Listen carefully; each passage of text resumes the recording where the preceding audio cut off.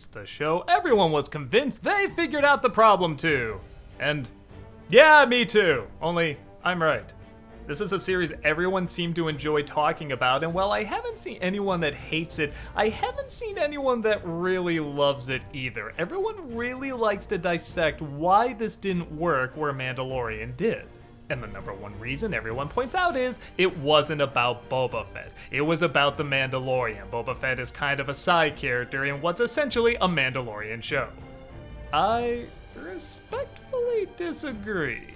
Well, yes, there are a couple episodes where Boba Fett just disappears and they focus on the Mandalorian. That only happens in 2 out of the 7 episodes. And yes, that is a fair chunk, but that's still the majority that Boba Fett is in. And while like a lot of you, I didn't hate this show, I also like talking about what the issues are, and my thought is, it's 2 things. One might be an unpopular opinion. From day one, I never got why Boba Fett was supposed to be interesting. He's a bounty hunter that turns him in an empire, and for some reason, everyone lost their minds about this character. I never followed it.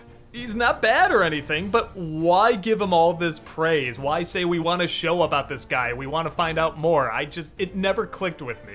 Even when they did try to give him more in the prequels, it was still unsatisfactory. But again, that's the prequels. That's kind of what they specialized in. The only time he was kind of interesting was in the Clone Wars, where they focused a little bit on him in a few episodes when he was a kid. I thought they actually gave him some interesting dilemmas and character traits, and he worked okay there. But when people saw him take Jabba's throne at the end of one of the Mandalorian seasons, everybody lost their minds. The Book of Boba Fett, oh my god, he's finally gonna be delved into. We're gonna learn all these things about him, and yeah, that looked cool, but we already got a Boba Fett show, and it was Mandalorian. Mandalorian knew what to keep secret and what information to give us about him that kept him interesting. They told us just what we needed to know to keep us on board, and we did get a real character out of him. I know enough about his backstory, I know enough about what he wants, I know enough about who he cares for. I don't really know much about Boba Fett. And maybe that's why people liked him. They like to put their own theoretical backstories to him and what his origin is and all that stuff and all the adventures and so forth. But I don't know the personality of this guy. I don't know what he wants. Even when I do know his backstory, that doesn't explain too much of what he is as an adult. When they do all this visual storytelling with him and the Sand People, like this is stuff I usually love because there's not much talking and you kinda gotta get across a lot of emotion and thought and processing without much talking. But look at the Sand People, you can't really see anything of their faces, and this guy, I guess his whole thing is he doesn't emote much, so why would that be interesting? Everyone likes the mystery around the Mandalorian and how little they know about him, but they do know a little. They know the important things. The important things about Boba Fett are not given to us. All I got out of him is he wants to be a good leader, but I don't really know why. I guess I could follow the jump from childhood to him wanting to be a bounty hunter. It's not great, but I follow it enough. I don't get the jump from being bounty hunter, being eaten by monster, to wanting to run a town as a kinda mafia boss. If anything, he wants to take the mafia part out of it. He doesn't really want to be a criminal. Okay, cool, but why? What happened there? I guess he had a thing with the Sand People, but emotionally, I just couldn't connect because I couldn't read half of their reactions. The other thing I think a lot of people overlook is that there's not a clear villain. If anything, there's too many villains in this, and then they just abandon them. You have the 2 Hutts here. I'm kind of digging that. I haven't seen like a Hutt as a bad guy in a while. Now there's 2 of them, and they look like they have these great personalities. I'm totally on board. Well, they're good guys now, and now it's gonna be this Wookiee who looks really bad. Man, it looks like he really wants revenge, and he's a good guy now.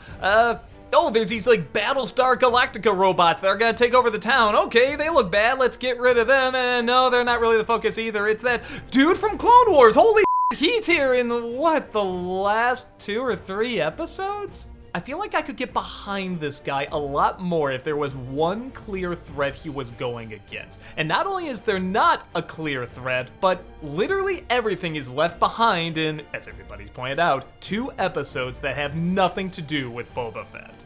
It only focuses on the Mandalorian and Grogu. And granted, those episodes are pretty cool. I really like seeing this kind of evolve, and I like sort of the changes that happened for the most part. I don't know if I like Grogu, what he does at the end. I don't know. Didn't we already have a good ending with him? But the effects on Luke Skywalker were a lot better. The mouth is still a little odd, but it's really come a long way. And yeah, if only they could get that voice technology down, yeah, that was pretty distracting and weird. Honestly, the majority of that episode with Luke and Ahsoka did not need to happen.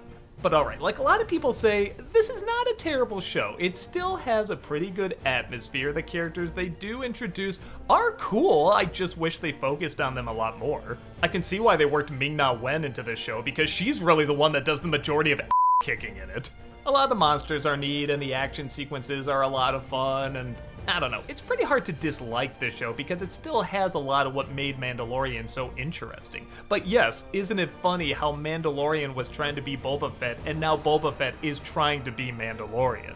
I feel like a lot of the show is kind of searching for an identity, and it has an idea. Again, it kind of knows it's in that Mandalorian vein, but it doesn't have it 100% figured out yet. And yes, you could argue that's the idea of the show. He's looking for a place to call his own and his identity and so forth, but I never feel like he finds it, and his journey to find it is a little too complicated. Honestly, it could have been a lot more simple. Just little changes, like maybe we do see the Sand People without the masks, or maybe we find out something about Boba Fett maybe we didn't know before. Maybe it is just one story we focus on. I remember a long time ago they were saying they were going to make like a Mos Eisley show, and everyone's like, oh my god, that sounds so stupid, and I was totally on board with that. I like the idea of kind of like a Star Wars Sin City where there's all this like crime going on, and the mafia bosses, and the Hutts, and the so forth. And for a while, I started to get that. It was kind of like the Star Wars Sopranos, but then they had to throw in all this art stuff because, I don't know, Star Wars, is this what you people want? We're not sure. We're just kind of trying to figure it out ourselves, and that's not as much fun. I give it credit for throwing a lot at us, but it does throw a lot at us, and really, we don't need that much. As of now, I don't know if they're going to do a season 2 of this. That's one of the reasons I was doing this. It kind of looks like they're not going to. But when everyone's watching this show and afterwards saying, oh man, I can't wait for Mandalorian Season 3, that probably means Book of Boba Fett didn't leave that big an